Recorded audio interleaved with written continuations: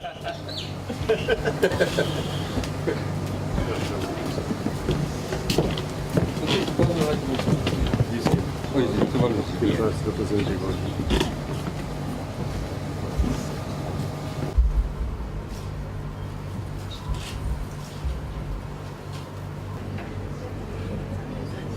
I would like to just talk about generally about South-South cooperation.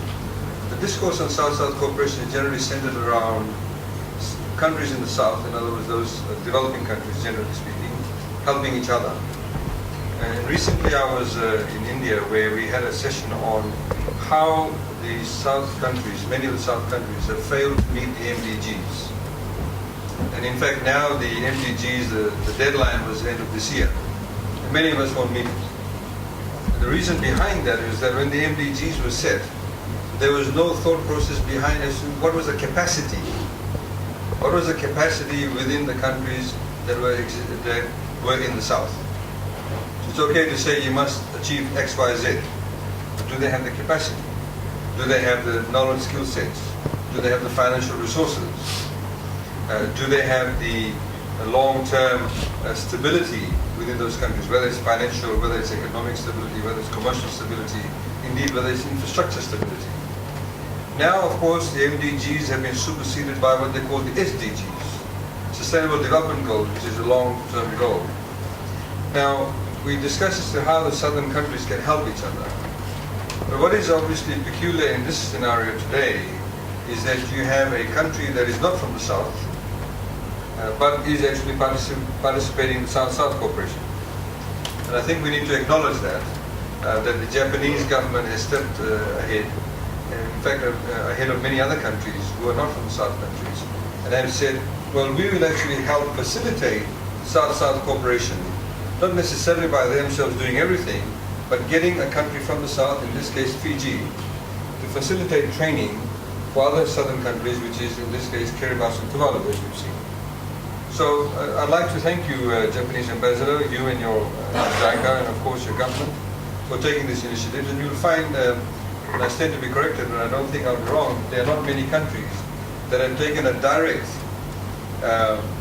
assistance line in helping two southern countries get together to provide South-South cooperation. So I think it is quite an achievement. We, of course, are very privileged to be able to be providing this facility in terms of providing training for our Pacific brothers and sisters. But of course we look to and are using this opportunity to be able to build our own capacity. And we're ready to be able to assist any further in this respect. And we hope that as a team from the South countries, that we're able to learn from each other. It doesn't mean that there's nothing that Tuvalu and Kiribati can offer us. Of course, there are many experiences of theirs that we can learn from also. And we hope that with this interaction of personnel coming from those countries to Fiji is able to piggyback upon their knowledge, skill sets, and they of course learn from us. And in the end, the entire southern countries win overall. Thanks to Japan, of course. So thank you very much, JICA and the Japanese government, and I wish you all a very good afternoon. Naka.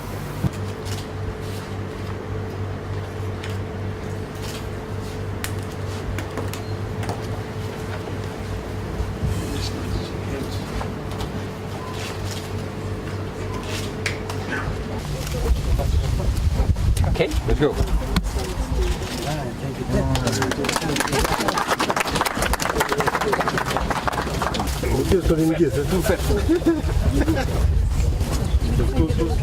Move from the front.